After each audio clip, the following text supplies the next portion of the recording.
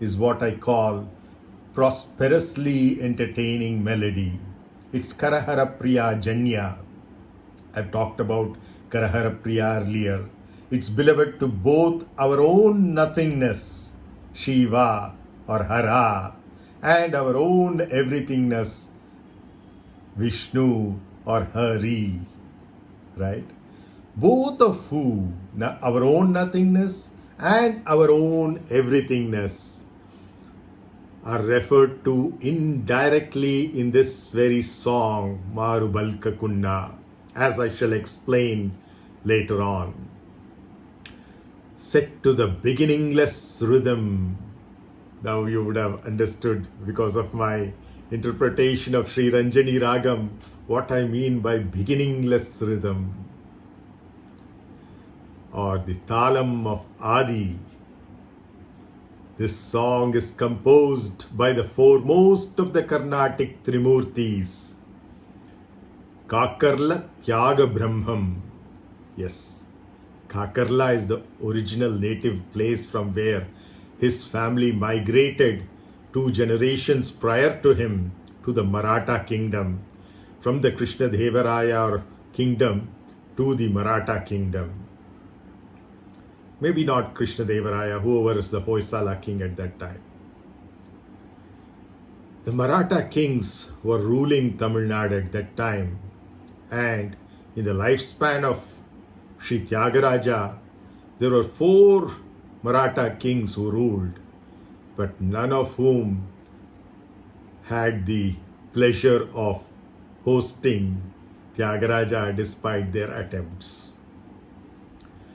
So set to the beginningless rhythm or Adi Talam, mārubalkā kunna is composed by the foremost of the Carnatic Trimurtis, Kakarla Tyaga-brahmam, more popularly known as Sant Shri Tyāgarājā, in the beautiful language Sundara Mozhi of Telugu, beginning with this first song as a precocious young teenager, maybe around 15 years.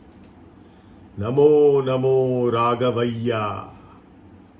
Raghava is a descendant of Raghu, referring to Rama. One of his ancestors, the king's name was Raghav. So Namo Namo Raghavayya in the Desika Todi Ragam was what he sang when he was 15. So beginning with that first song at 15 up to his last breath with a swan song, Giripai Nelakonna in Sahana Ragam. He started with Desika Todi Ragam and ended with Sahana Ragam, again Aditalam. This journey from Desika Todi Ragam's Namo Namo Raghavayya to Giripai Nelakonna in Sahana Ragam encompassed as many as 212 ragas. Yes, there are 72 Melakartas and then their derivatives.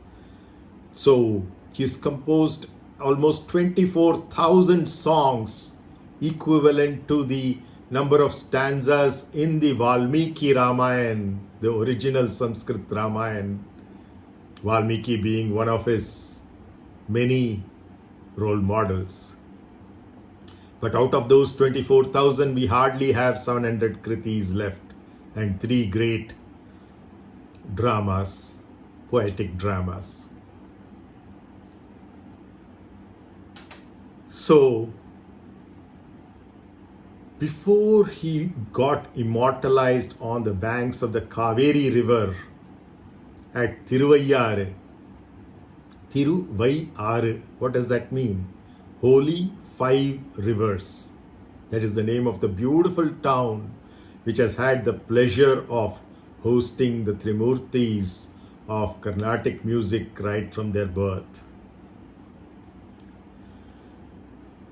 Every one of Sri Tyāgarājā's thousands of compositions between his very first Namo Namo Raghavayya to his final Giripai Nelakonna every one of those thousands of compositions in an 80-year lifespan with a Tendulkar-like prodigious beginning. Yes, Tendulkar began at 16, the Tyāga-rājā began at 15. Every one of those 24,000, at least the 700 that we still have, is indeed a gem or a ratna. Though not a fifer gem or a pancharatna, VasanthiMā, this is your 5th presentation of his compositions, Tyāga-rājā's compositions, tyaga-brahmam's compositions. The first 4 that you already sang for us on YouTube were Prekkalla Nilabadi, Manavyalakim, Banturiti Kolu, and Vasudevayani. Again, 5 years younger to Shyama Shastri and 8 years elder to our favorite Mudduswami Dikshita, the foremost of the Trinity, though he is in between, sandwiched between Shyama Shastri and Mudduswami Dikshita. Still, Tyāga-rājā, because of the profundity of his work over a much longer lifetime duration, is called the foremost of the Trinity. And of course, there were many before him, which we have discussed earlier, like Purandaradasa, Annamacharya, and even prior to that, the Nayanmars and Alvars, whose songs are precursors to Carnatic music, and much, much before that, the very source being the Samaveda. We've discussed that in previous editions of these series of videos, right? So here's a person who has been 5 years younger to Shyama Shastri and 8 years elder to Mudduswami Dikshita, the foremost of the Trinity yet. And he lived between May 4th, 1767, at Chaitra Shukla Saptami, with Pushya Nakshatra as his birth star, and January 6th, 1847, Pushya Bahula Panchami. He was born in Pushya Nakshatra and died in the Pushya month. So a lot is associated with Pushya in his life. A neighbor of Punarvasu, which is the birth star of Rama and Ramana Maharishi. Yes. So this passing away or Mahasamadhi on January 6, 1847, Pushya Bahula Panchami, is still date celebrated annually as his Aradhana, not only at his Mahasamadhi in Tiruvallur, but around the world by his admirers and Carnatic vocalists and musicians, whether budding or renowned. The 174th Aradhana happened just a couple of weeks back amidst COVID-19 protocols, thanks to the wonderful efforts of the IAS officer over there as the district collector. Next year's 175th will of course be special in the 75th year of Bharat's independence too, as Tyāga-rājā or Tyaga-brahmam, Tyaga-brahmam, left his mortal coils exactly a century before we became free. We became free in 1947. Tyāga-brahmam's Mahasamadhi was in 1847. Easy to remember. And he lived almost the same lifetime duration as my own father, a little after 79 years, with a profundity of work. With his own name as his mudra, Tyāga-rājā is misunderstood by many to have been a monotheistic. And monotheistic towards, obviously, Rama. Whereas in reality, he has composed numerous kritis in praise of Krishna. You might say, well, Rama and Krishna are one and the same avatars of Vishnu. But no, he's composed numerous kritis in praise of Shiva, Shakti, Ganesha, Muruga, or Subramanya, whom we have endearingly covered so many a times. Saraswati, yes, Tyāgarājā sang on Saraswati too, obviously. I mean, he had full Saraswati Kataksham, which is how he blossomed as a composer and as a musician. Hanuman and Narada, whom he considered not only a role model but a guru who handed over to him a beautiful book on swaras by appearing first in his real life and then vanishing for a bath in the Kaveri and then arriving in his dream and saying that what I have left in your home as my possessions is actually a gift for you, which is a book on swaras. And that's when he recognized that the visitor or guest was none other than Narada himself. And many other deities have been praised by Tyāgarājā through his kritis. Just that they are not as popular or sung by many singers or performed by many musicians as the Rama songs, which of course in numbers also dominate. But his mudra was not Rama but Tyāgarājā. And Tyāgarājā is none other than Shiva himself at Tiruvarur, as I shall explain a little later. So his multi-theistic or pluralistic approach is of course recognizing our Sanatana Dharma principle, eternal righteousness principle, which is what the British called as Hinduism, but we call our way of life, original way of life, before all the invasions of the Europeans and the Muslim kings, was Sanatana Dharma. So Tyāgarājā is recognizing our Sanatana Dharma principle of one divinity assuming various forms to the delight of I, the creator. Yes, we, the creator. I'm a mother to the entire universe, remember? And therefore you are a mother to the entire universe. We are creating it every moment, recreating it every other moment. And therefore we are creative and creators. And therefore love, sharing, compassion, all of these come to us automatically towards all living beings and even non-living things, right? So the one divinity assuming various forms to the delight of I, the creator.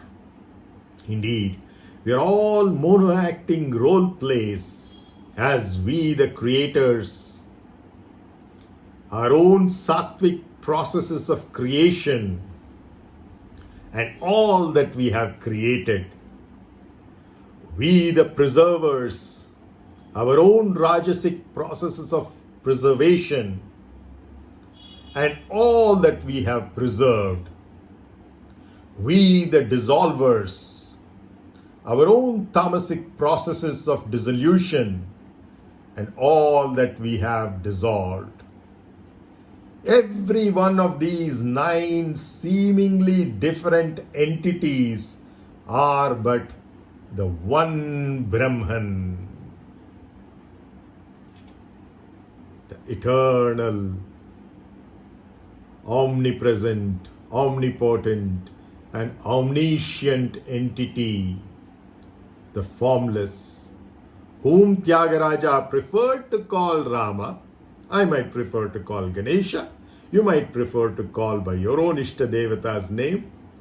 But it's all the same Parabrahman.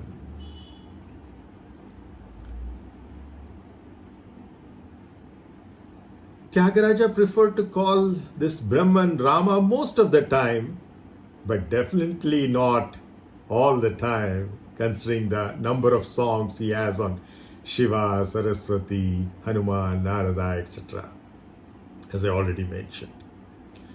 Pleasing and popular śrīranjani is a symmetrical hexatonic scale. Yes, hexa means 6, right? Shadava ragam. Shad also means 6, like in Shanmugam, 6-phased Muruga, right? Symmetrical hexatonic scale. You know that there are saptaswaras, 7, but then you remove not sa, ri, ga, ma, but pa, not the and the ni. So if you remove the panchamam, so only without the panchamam, the rest of the 6 are still there. It's a hexatonic scale as opposed to the original heptatonic scale, right? The heptatonic scale, if it is there, then it is one of the Melakarta ragas, the original 72, from which the others are derivatives. So in the khara-hara-priya raga, if we just eliminate panchamam, that is, khara-hara-priya, remember, is the parent scale of śrīranjani, right? So then you end up with śrīranjani. So popular compositions in śrīranjani include today's song, of course, mārubalkā, the lyrics of which I already shared with you, and VasanthiMā is going to sing shortly. The one made very popular in a funny comic way in the movie Shankarabharanam, Broche var evarura, Ninuvina Raguvara. Yes, that song, Broche var evarura, is also in śrīranjani. Seriyavare, Bhuvini dasa udane, and Sogasuga mridanga talamu. All these, mārubalkā, Broche var evarura, Seriyavare, Bhuvini dasa udane, and Sogasuga mridanga talamu, are all composed by Tyāga-rājā himself in the Śrīranjani raga. And he has composed 212 ragas. You can see on an average, if he's doing this, how many songs or kritis he can come up with. Thousands, right? Again, it's not, śrīranjani is not only a raga in which Tyāga-rājā is composed. The other one of the Trinity, our own favorite Muthuswami Dikshita, has composed at least 3 songs in it. Shridum Durge, Bhalambikaya, and Parvataraja Kumari, all referring to Durga, Kalika, Parameshwari, Parvati Devi. And more recently, Papanasam Shivan, the Shiva who destroys the papas or sins. He, I think, passed away in just 1980 or so. He has composed at least 4 songs that we are aware of. Iniyor Kanam Munnai, Kana Vendamo, Mata Innum Vata, and Gajavaduna Karuna. These are all Papanasam Shivan compositions, again in Shivaranjani. Srinivasa Enna Bittu. Can we leave out Purandaradasa? Yes, Srinivasa Enna Bittu by Purandaradasa is also in Śrīranjani. Nadamennum Kovilile by M.S. Vishwanathan, rendered by Vani Jairam. Pagalile oru nilavinai kandeen. Pagalile oru nilavinai kandeen by Ilayaraja, rendered by S. Janaki. And Mūshika Vahanane Haranin Magane by Manachannallur Giridharan, rendered by Harini, are all film or popular songs in more recent years. So remember, the Pallavi and Anupallavi go mārubalkā kunna vemira ma manoramana jārachora bhajana jesitina saketa sadana mārubalkā kunna vemira ma manoramana. So that's the Pallavi and the Anupallavi, followed by the Charanam of equal length as the Pallavi plus Anupallavi. Dura bharamandu na hrudayaravindamandu nelakonna dari nerigi santasilli natti tyāga-rājā nuta mārubalkā kunna vemirā manoramana. It's the beautiful short song. It's cute little song. May seem simple and straightforward to those amongst us satisfied with the literal surface level meaning. But for those of us used to diving deeper for at least a jacuzzi or a whirlpool bath, if not a swim in the ocean, yet another awesome Advaitic treat awaits us here in this short and sweet song of śrīranjani ragam too. Yes, the Jivan Mukta or embodied and yet self-realized genius that Tyāga-rājā was, he has packed a phenomenal dosage of Advaitic jnana into this tiny song. Phenomenal dosage of Advaitic jnana into this tiny song. So much for efficient packaging. Recollect that I had goaded all of you co-yatris of mine. Yes, I never consider myself as a guru. I am walking the path along with you. And recollect that I had goaded all of you, my co-passengers or co-yatris of mine, in a spiritual blog last December in khatam.in. I told you all, let us begin a journey from devotion to wisdom. And those of you who are already on the wisdom path or jnana, let's begin a journey from wisdom to devotion. Vice versa. Yes. These two, bhakti and jnana, are two sides of the same coin. If you start from here and go deeper and deeper, you reach the other phase. If you start from this phase and go deeper and deeper, you end up with this phase. Start with bhakti, you will end up with jnana if you go deep enough. If you start with jnana, you'll end up with bhakti if you go deep enough. So, most of us, unfortunately, are seeing these as a dichotomy, but in reality, they're just two phases of the same coin. So let us begin a journey, those of us who are in devotion, to wisdom. Let's try to understand the depth of knowledge and wisdom that is packed into this song, which is seemingly just bhakti or devotion alone. No, it's as much of jnana and wisdom as it is of bhakti or devotion. So this is a journey from Ramayana to Adhyatma or spiritual Ramayana. Yes, there is something called Adhyatma Ramayana, a book. From mere book to brain, from Veda to Vedanta, from information to application. Yes, from Shravana alone through Manana to Nididhyasana application. From Karma Yoga to Raja Yoga, from the multitude of ordinary words to the extraordinary words. Extraordinary, yes. From the interesting stories of our Puranas and histories of the Itihasas to the self-dissolving, ultimate, highest truth of the Upanishad. And which Upanishad?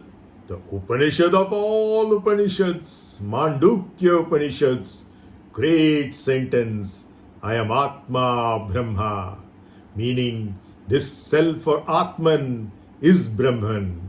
This occurs in the Mandukya Upanishads 1.2, and Mandukya Upanishad itself is in the Atharvana Veda, which also contains Surya Upanishad, very special for today's ratha-saptami, which is why I started with Om Shri Sandhya Chaya Sameta Shri Surya-Narayana Namo.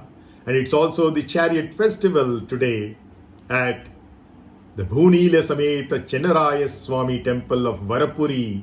Yes, Vara-puri is the original ancient name of the lovely little town that I have lived in at least on and off for the last 40 years. That's almost 80% of my life so far. Varthur. Yes, the Varthur ancient temple, vara-puri's ancient temple is called Bhu Neela Sameta Chennaraya Swami temple. Of course, we also have an equally ancient Kashi Vishwanatha Mandir and a Chaudeshwari Mandir and a Draupadi Pandava Mandir as well. All of which together are celebrating this wonderful event every year on ratha-saptami, the annual chariot festival, the palanquins, the karagam are all conducted around ratha-saptami, which is special for Surya. So Surya-Narayana, who is accompanied by Sandhya and Chaya, his wives, but actually his pars. And similarly, Bhudevi and Neeladevi or Sridevi, who are accompanying Chinnaraya Swami or Venkatesh Perumal, whom we have discussed earlier. So I also request the inquisitive amongst you to guess the role of the other characters of Ramayana in our individuality. Because I've already told you that Lakshmana is our body. Yes, Lakshmana might seem like a wonderful, interesting character of Ramayana, be it of Valmiki or Kamban or whoever it is. There are so many versions of Ramayana. The stories are interesting, but they are actually happening right now here within us. Yes, Lakshmana is not only a person who lived 7,000 plus years ago, but he is our very body. This body is Lakshmana. Your body is Lakshmana. Everyone's body is Lakshmana. And everyone's mind is Sita. Sita is not just another person who was born or found by Janaka Maharaja on the earth 7,000 plus years ago, but she is our mind.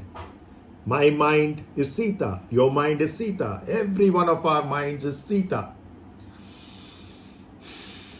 Hanuman is our life breath. My life breath, your life breath, everyone's life breath is Hanuman.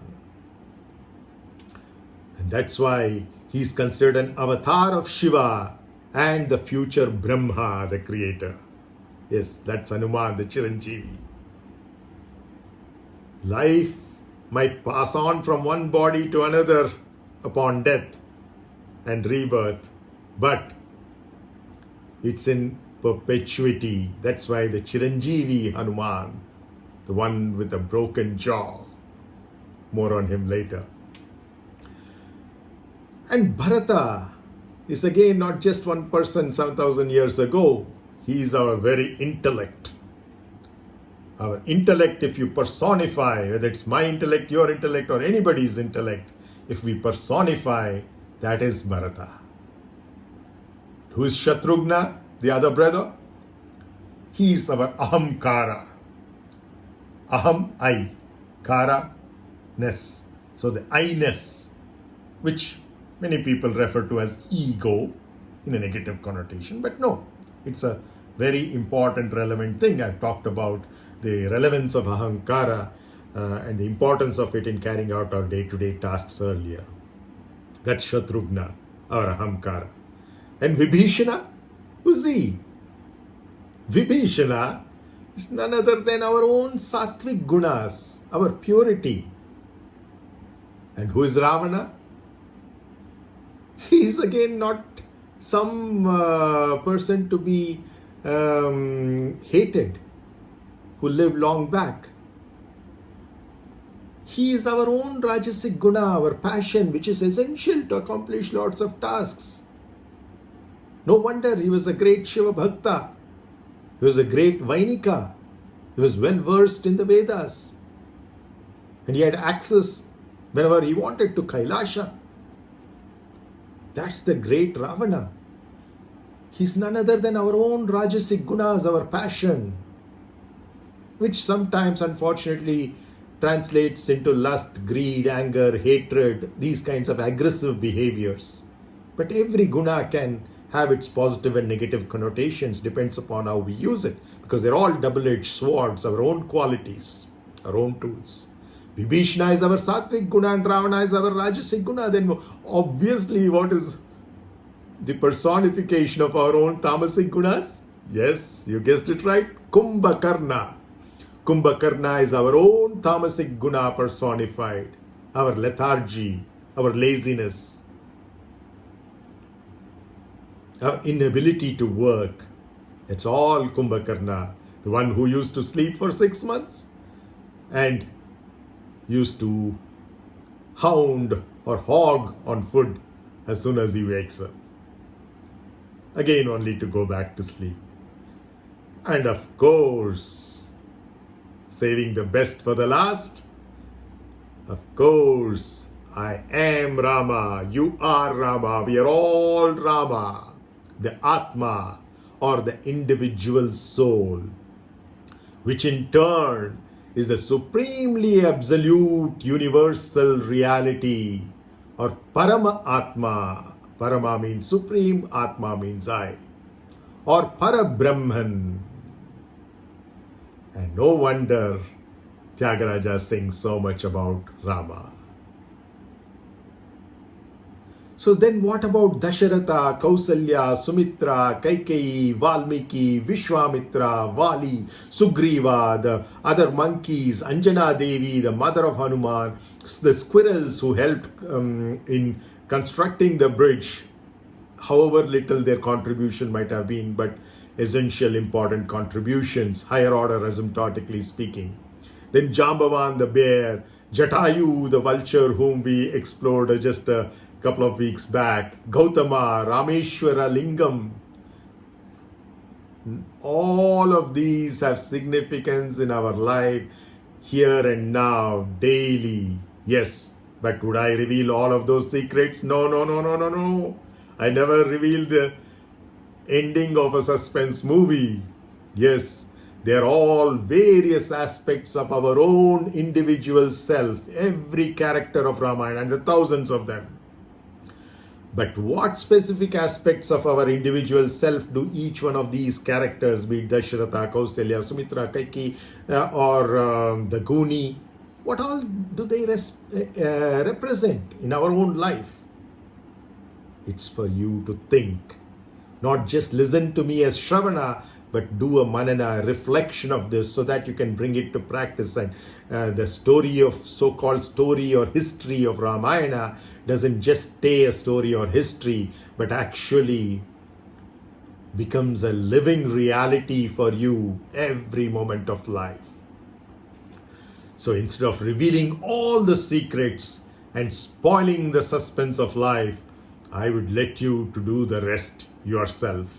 And I promise you from my own experience of dealing with Adhyatma Ramayana and exploring this through Manana rather than just through Shravana of Adhyatma Ramayana, I promise you from my own experience that this exercise of relating to the characters of Ramayana and what they mean in our own life here and now, this exercise is a lot of fun and even more importantly, lot of utility for the present and the future, to dissolve the past as well. Trikalatita.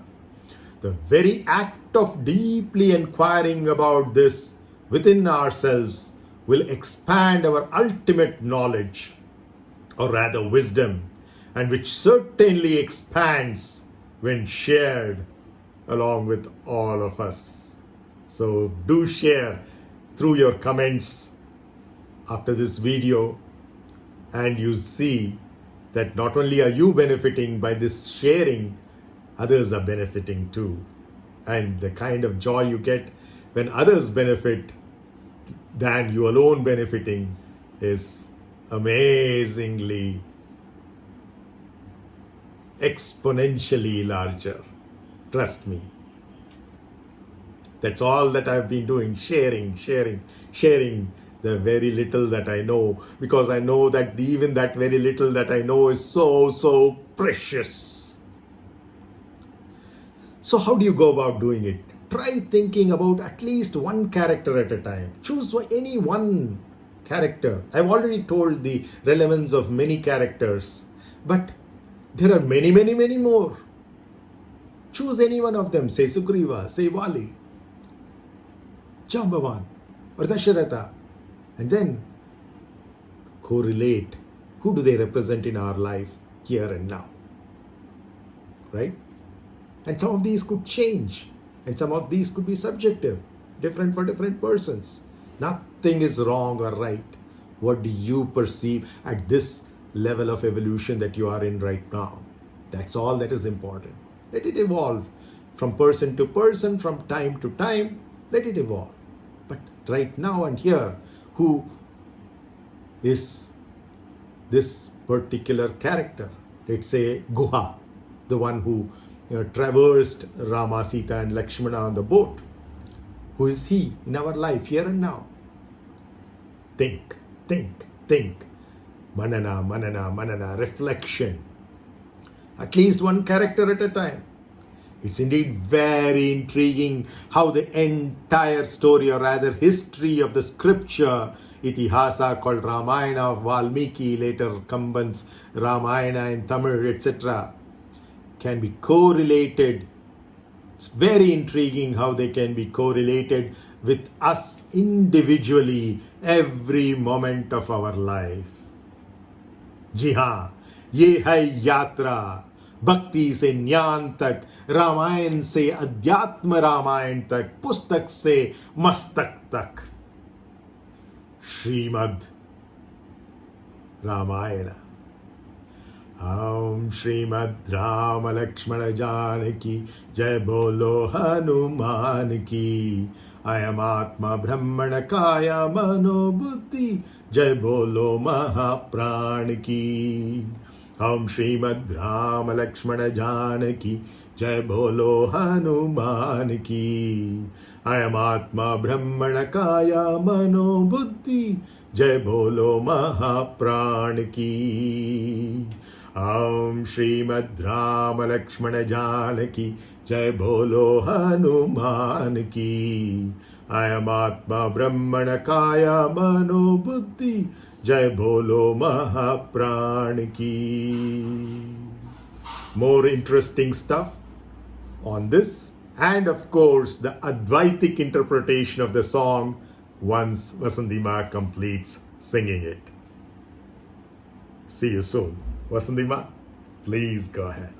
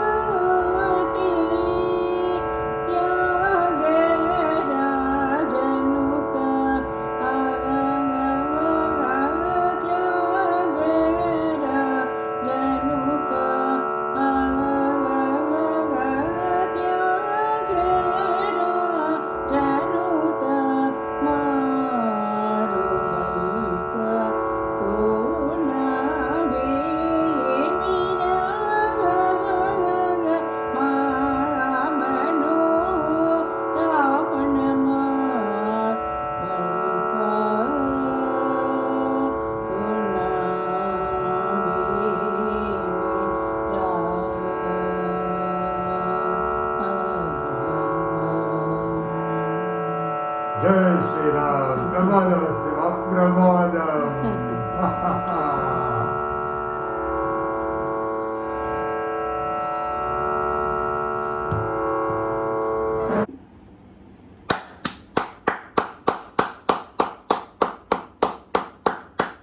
Excellent, VasanthiMā. Thank you so much.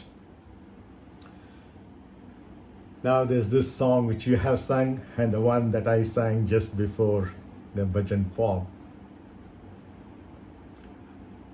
Srimad Rama Lakshmana Janaki Jai Bolo Hanuman ki. I am Atma Brahmanakaya Mano Buddhi Jai Bolo Mahaprana ki. Either one of these songs, one who has sufficiently matured in devotion or bhakti into jnana, or one who has sufficiently matured in wisdom or jnana into bhakti or devotion, would easily interpret both these songs, the one that I sang and the one that VasanthiMā sang.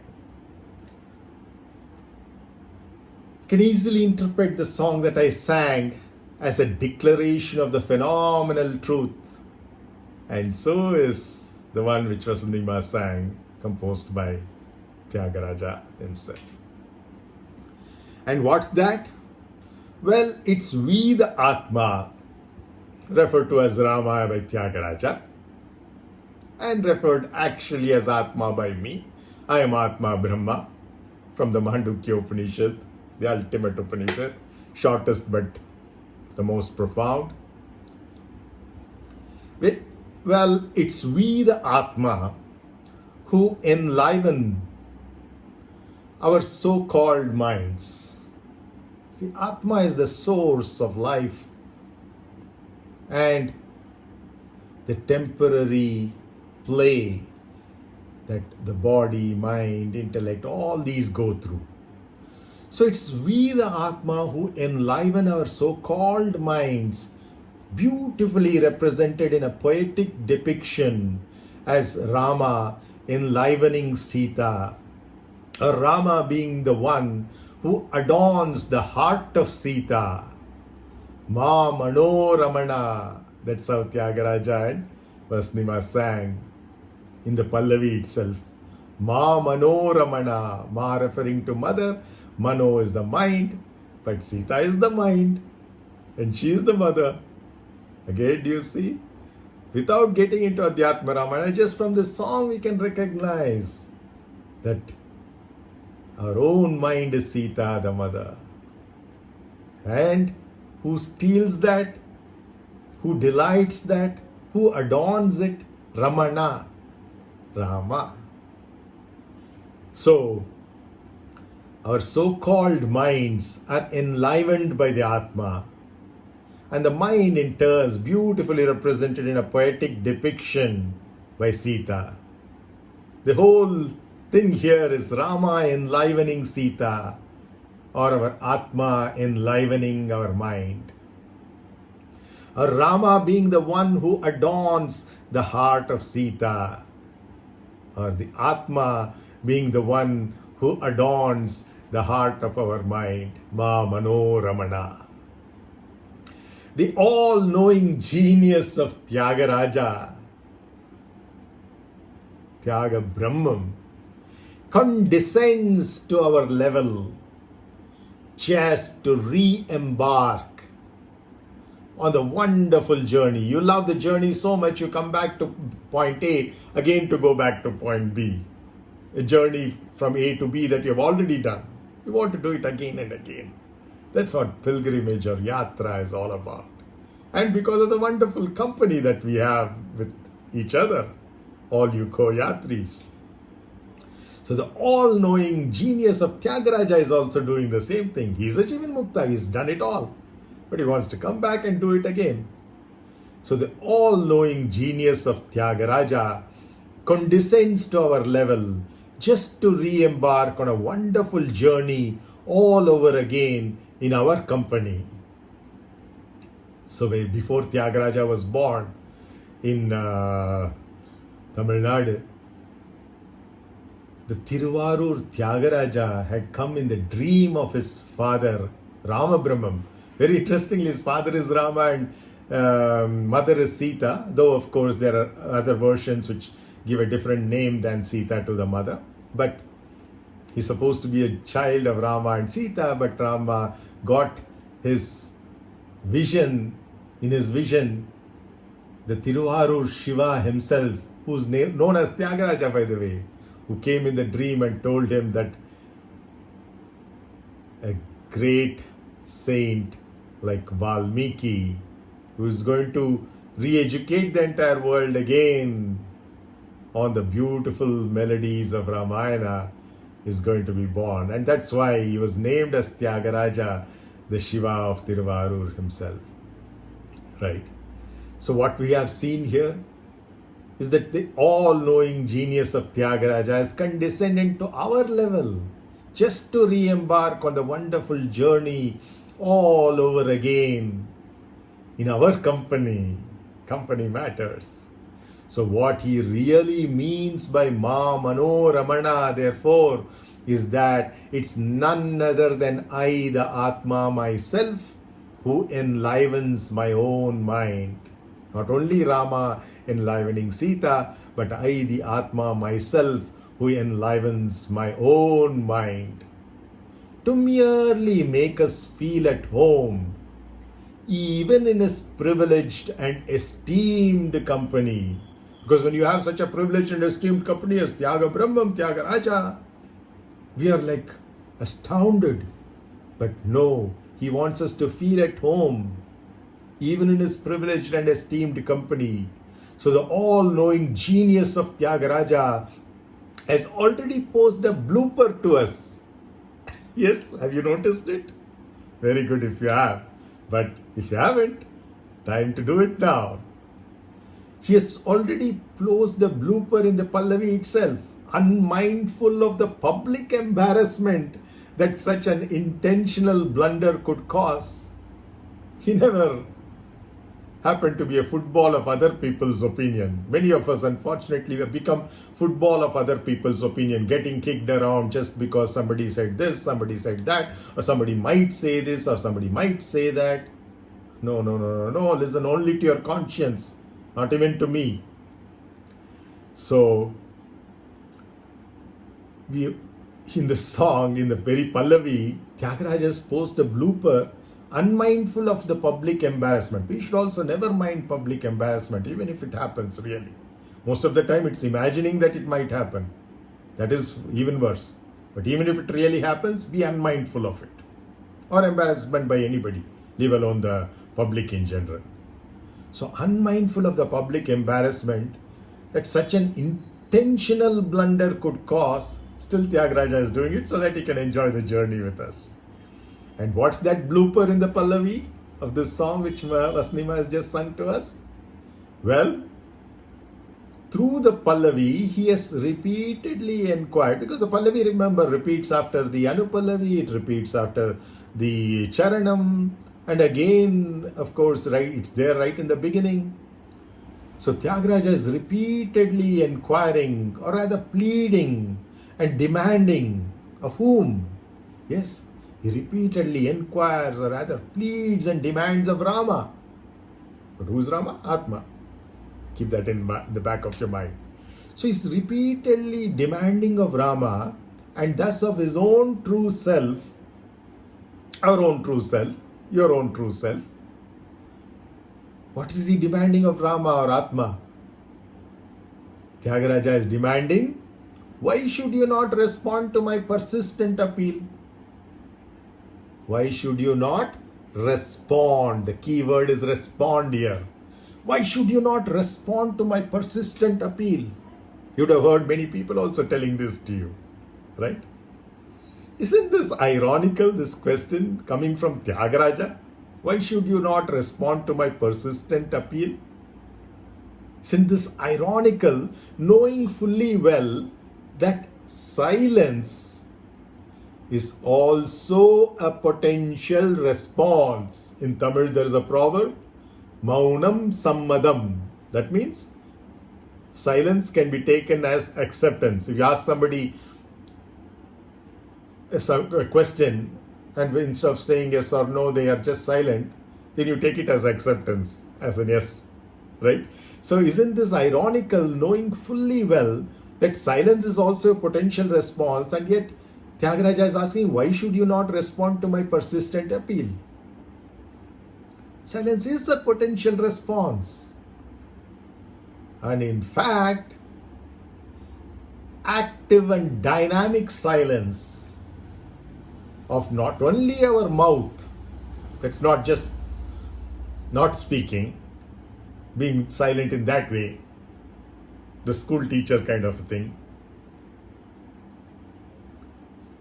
No, active and dynamic silence of not only our mouth, but the other four physical organs of action or karmendriyas, hands, legs, the reproductive organs, and the excretory organs, all of these are quieted.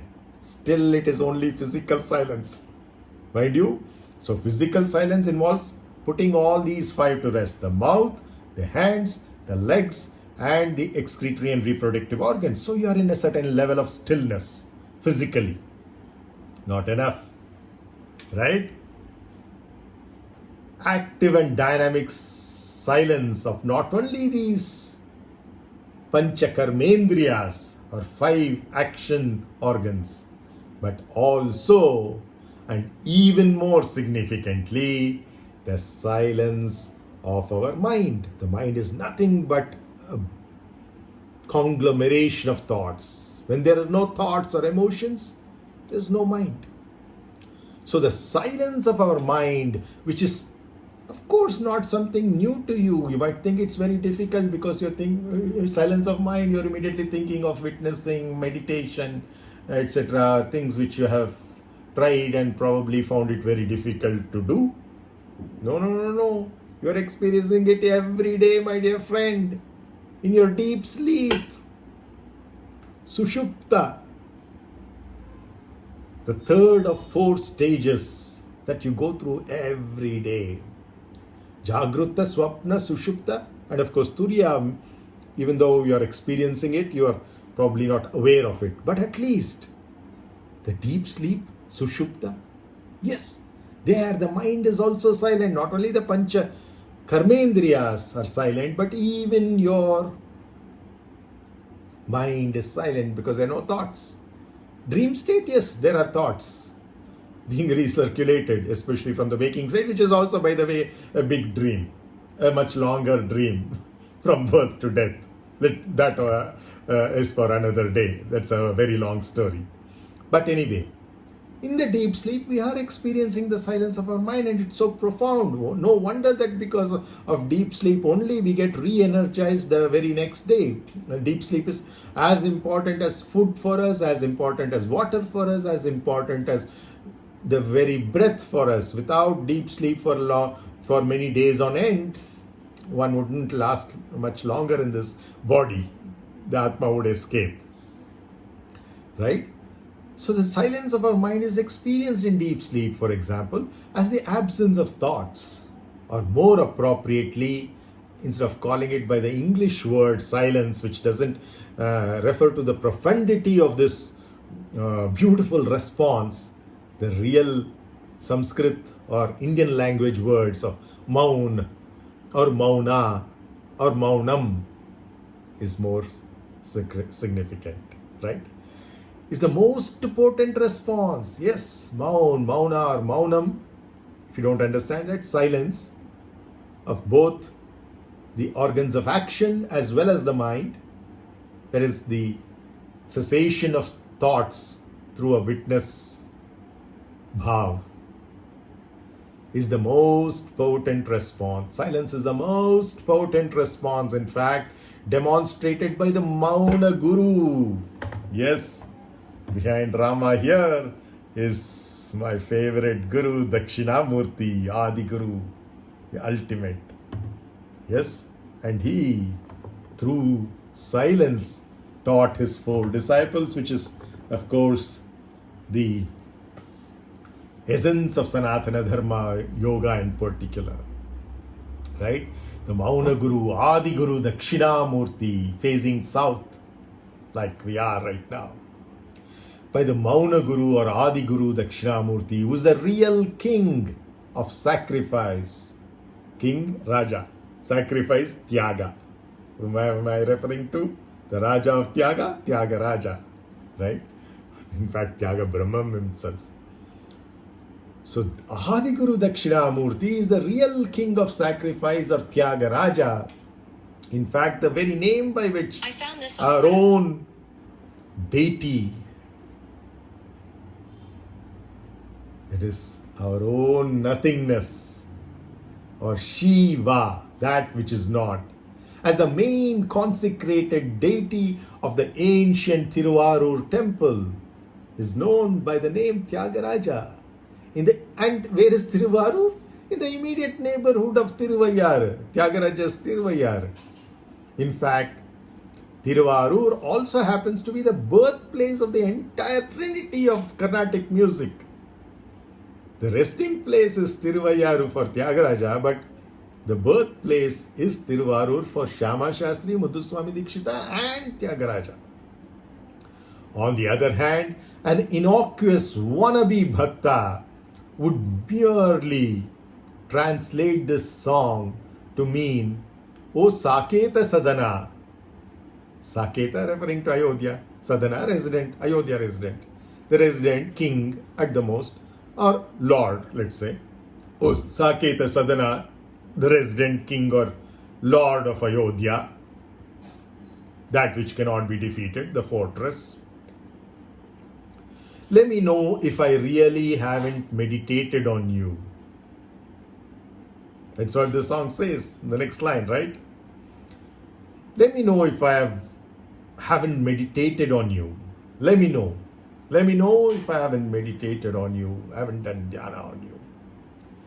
If I haven't been devoted to you, I haven't had bhakti towards you. And let me know if I have not been invoking you alone. He's asking Rama. And through that, his own self. It's all that there exists.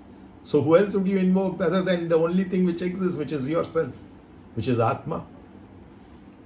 So he's asking, let me know if I haven't meditated on you, been devoted to you, and invoking you alone. Why is this question relevant?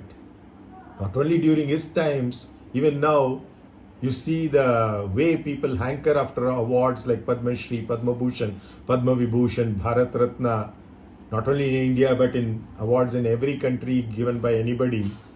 Many musicians, composers, singers, dancers, and artists tend to be subservient to the royalty, or in today's world, the politicians or bureaucrats or businessmen and such rich patrons,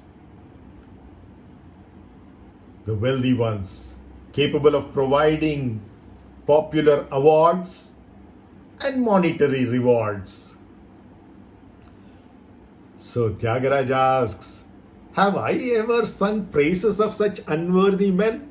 When he was invited by the at least one of the 4 kings of his lifetime, the Maratha kings, to come to the court and sing, and with all honors and with a lot of wealth and money and prospects of awards, etc. But no, he refused, because for him singing on Rama at his own place was far more satisfying, and in fact the only things which is satisfying, nothing else. He didn't want to go to the court of the king, the royal darbar.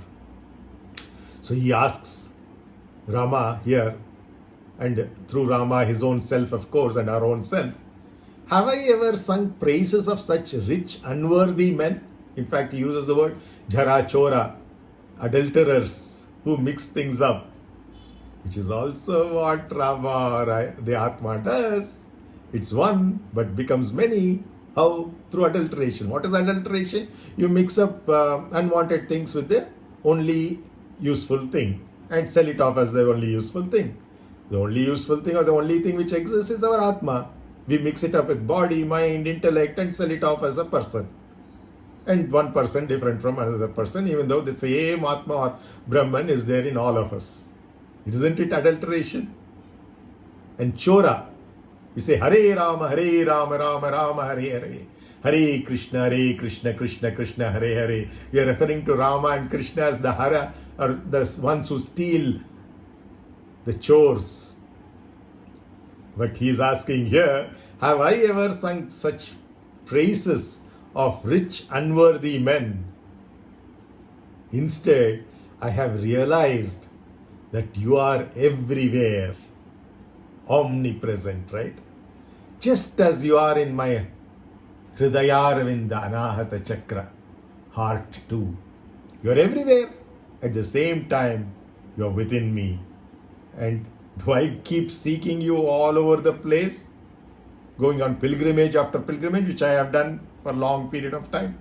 When it's possible, do it. But even when it is possible or impossible, you can always do the inner yatra, far more accessible. Any moment of time, close your eyes, shut off your physicality, shut off your emotionality, shut off your intellectuality, and there you are, the ultimate yatra, right? So, instead I have realized that you are everywhere, omnipresent, just as you are in my heart too. The path of bhakti yoga through Rama Nama Japa, Rama Rama Rama Rama Rama Rama Rama. He went on for 100 crore times like this. And at the 96 crore count, Rama himself appeared. Or in other words, he had Atma Sakshatkara. He was able to become a self-realized soul, to understand that he is the Atma, not the body, mind, intellect complex. Right? That is at 96 crore times of chanting Rama, Rama, Rama, which is also, by the way, the same Taraka mantra which Narada taught Valmiki in his form as Ratnakara. He could not say Rama, but he was taught Mara, which means tree. And then through that he eventually got, by repeating Mara, Mara, Mara, Mara, Mara, Mara, it became Rama. And that's how he was able to compose Ramayana as the Adi Kavi, the very first poet of humanity, more than 7,000 years ago. So the path of Bhakti Yoga through Ramanama Japa, like Ratnakar, alias Valmiki, the Maharishi, and Nada Upasana, worship through sound. Nada means sound, coming from the Dhamru of Shiva, our own nothingness, from which all sound and therefore life and music emanates. So through music or sound, you can do upasana. That is an asana which is upa, near asana. What is upasana? That which is comfortable and makes you steady and still is an asana. Upasana is near to an asana. So another upasana Upasana is also used to refer to worship. But what is worship really? It is to still yourself. Asana in a comfortable way and approach near to the truth. Here it is Nada Upasana. So, Bhakti Yoga through Ramanama Japa like Ratnakar or Valmiki and Tyāgarājā, and Nada Upasana like the author of the original treatise on Bhakti, Bhakti Sutras, yes, Narada. He wrote the Bhakti Sutras and he also wrote the Naradiyam, right? The original treatise on Nada Upasana. So, like Valmiki and Narada, I also propose to follow unwaveringly, says Tyāgarājā. I also propose to follow unwaveringly, that means without hesitation, towards you. Who? Rama. Yes. But more importantly, Atma, I myself. So I also propose to follow unwaveringly towards you. Is now crystal clear to me, says Tyāgarājā. Crystal clear that the path is very, very clear, but are we pursuing it? I will propose to follow unwaveringly. It's a resolution still. Are we doing it? And I shall follow it joyfully. Nonetheless, the bliss and ecstasy which is there not only at reaching the destination or goal of this path, but in actually pursuing the journey itself. It's so much fun. Joy, bliss, ecstasy are all there in the journey itself, in the yatra itself, the inner yatra towards the Atma. Nonetheless, a simple assurance from you, Rama or Atma, will fortify my trust in you. You, Rama or Atma, Atma, as well as my yatra towards you. It will fortify my trust in you and it will fortify my yatra towards you. Protected yatra, like in a bulletproof vehicle. No diversions, no distractions. That's all that a beginner on the path can decipher from this cryptic code of Tyāgarājā. Mārubalkā. As we evolve and climb the spiritual ladder, there's far more food. We say food for thought. There's far more food, not only for thought, but for thoughtlessness, absence of mind, the real silence, mauna, not only of mouth and the other four organs of action, but of the mind in a cessation of thought. So this is food for thoughtlessness. So let us attempt a deeper dive now, here and now, by revisiting the lyrics. Mārubalkā gunna vemira ma manoramana, says the Pallavi, and the Anupallavi goes, Jara chora bhajana jesitina saketa sadana Mārubalkā gunna vemira ma manoramana. And in the charanam he goes, Dura bharamandu na hridayara vindamandu nelakonna dhari nerigi santasinelli santasilinna atti tyāgarājā nuta mārubalkā kunna vemira ma manoramana. This Sagityam is so beautiful in the Pallavi. He says, Mārubalkā gunna vemira ma manoramana. Why is that? Emira, you are unnavu, not responding. Mārubalkā. Balka gunna vemira. O delighter, Ramana, of the mind, Manas, Manoramana, of Lakshmi, Ma, my own mind. The Sahityam of the Anupallavi or the atomic Pallavi, which always follows the Pallavi, says, Jara chora bhajana jesitina saketa sadana. Meaning, Did I extol or do bhajana? Rama, Rama, Rama, Rama, Rama is all that I'm doing. Am I doing jara, jara, jara, jara, chora, chora, chora, chora? Huh? Did I extol or literally chant the names of adulterers? Jara. And thieves? Chora. Huh? Jara, chora, bhajana. Did I do that? Oh, resident sadhana of Ayodhya, also known as Saketa. But what is real Saketa? Come to the point. Many people just translate Saketa as Ayodhya and a particular geographical location in Uttar Pradesh. Yes, that is also true. That's a historic reality as deciphered by the court itself after so many decades of unnecessary conflict. But what is the real Saketa? The region with a single common intent. Sankalpa. And what's that Sankalpa? The Sankalpa of Dharma. Not just Artha, Kama, but Sankalpa of Dharma. That single common intent, if the entire region has it, and the occupants of that region, not only the king or the prime minister, the ministers, the bureaucrats, no, but every citizen of that region, he has a single common intent, then it is called Saketa, and that intent has to be towards righteousness or Dharma. Doing one's duty dutifully. And that's the real Rama-rājya or real Ayodhya.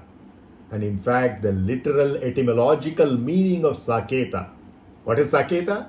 The region with a single common intent of Dharma. Right? So why is that you are not responding? Oh, delighter of the mind. My mind?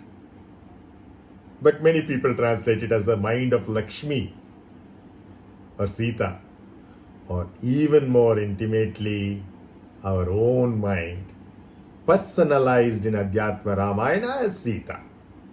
Right? So we're asking, why is it that you're not responding? And I already told silence is the best response that you can have if it's the real silence, not only of the Pancha Karmendriyas, but also the mind in thoughtlessness state. That's the food for thoughtlessness here, not food for thought alone. Then we are done with the Pallavi and Anupallavi. We moved on to the Charanam, which has two stanzas. The first stanza says, Dhura bharamandu na hridayaravindamandu nelakonna. What does that mean? It means, O omnipresent, formless Brahman, established, nelakonna, simultaneously everywhere. Omnipresence, right? Simultaneously everywhere. In means andu in Telugu. Faraway places. Where? Simultaneously everywhere in faraway places. Dura bharamu. Dura bharamu. Dura. In many other languages also, Tamil we say Duram, Kannada we say Dura, Telugu also. Dura bharamu. Faraway places. So Dura bharamandu, in faraway places. As well as in, again andu, the Anahata chakra, the heart chakra, or lotus, Aravindamu, Aravindamu, another word for the beautiful lotus that we have discussed enormously in many of the previous episodes of VasanthiMā's songs. Do refer to them if you haven't already watched. The Anahata chakra or lotus. The same person who is far away is also right here at the closest location because he is omnipresent. That's Atma, Brahman, Rama, whatever you may call it, Shiva.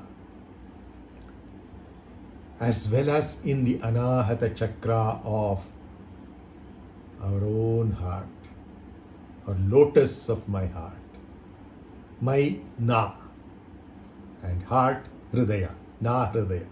So we say, Hridaya Aravinda Mandu, Hridaya Aravinda Mandu, Hridaya Aravinda Mandu, Hridaya Aravinda mandu.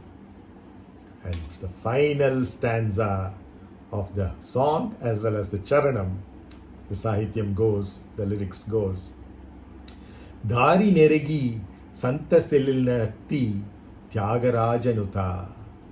Dari neregi santa sellinatti tyāga-rājā mārubalkā. Emira. Right? So what does this mean? O Lord, praised Nuta. Who's the Lord? Not just Rama, but our Atma. Ourself. Ourself praised by this king of sacrifice, Tyāga-rājā, Shiva, that which is not. O Lord, even Shiva is supposed to have told Parvati many a times that the Ramanama alone is significant, and you'll see that in the Vishnu Sahasranama also. śrī-rāma-rāma-rāmeti rame-rame manorame sahasranama tattulyam ramanama varanane. That is equivalent to chanting the 1008 names of Vishnu or the Vishnu Sahasranama. O Parvati, says Shiva, our own nothingness, to his own energy. He says, Rama's name alone is sufficient and equivalent to those 1008 names. So, here we say, Dari nerigi santasinalli atti tyāga-rājā nuta mārubalkā emira. So, unnavemira, O Lord, praised Nuta by this Tyāga-rājā, the king of sacrifice, Shiva himself, who atti is exulting. What does he say for exulting? Santa Sellinna. So he says, who is exulting? That means Santa Sellinati. Having understood erigi. Erigi is a Telugu word, Sundara Telugu word for understood, the beautiful Telugu language of Telangana and Andhra Pradesh. Having understood erigi, what? The right path, darini. We say dari for the path or the way, the Google Maps or Apple Maps, whatever it might be, the path. And soon you're going to have a Map My India, indigenous Atmanirbhar Bharat Map My India, along with ISRO is going to have something which is far more profound and useful in India than even Google Maps or Apple Maps. Wait for it. The MOU has already been signed between the Map My India CEO and the ISRO chair.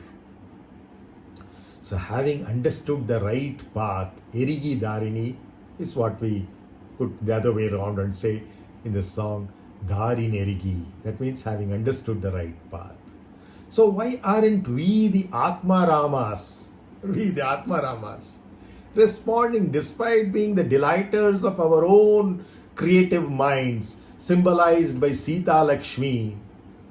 Yes, Sita Lakshmi is nothing but our own prosperous creative mind. You need prosperity to be creative. Prosperity of different kinds, not necessarily wealth, but knowledge and wisdom are prosperity too, Vidya Lakshmi. So why aren't we the Atma Ramas responding despite being the delighters of our own creative minds, symbolized by Sita Lakshmi, and despite having an infinite, unbounded, limitless ability to respond consciously and with full awareness in any situation whatsoever, not to react, not to blame others or ourselves or even our horoscopes, and blaming even the Navagrahas. No, our very diagnostic tools, because the grahas are not responsible for what we are doing, thinking or speaking. We ourselves alone are responsible for it. But what do they do? They just showcase what is the current status, what is the tendency, just like a stethoscope does, just like a sphygmomanometer does, showcasing our heartbeats and the blood pressures. respectively. Same way the grahas, don't blame them for heaven's sake. You're shifting the blame from yourself and somebody else in your family or in your job place to a faraway graha, a planet. Give me a break. They're just indicators of who we are. I love Jyotishya. It's a profound science and art. But to misuse it and to blame the grahas, ridiculous. Please stop that. So do not blame yourself. Do not blame the others.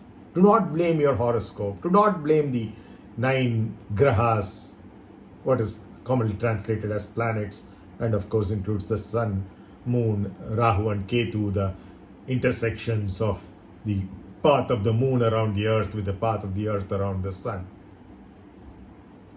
The ecliptic, the northern node and the southern node. No, don't blame any one of these. They are just indicators.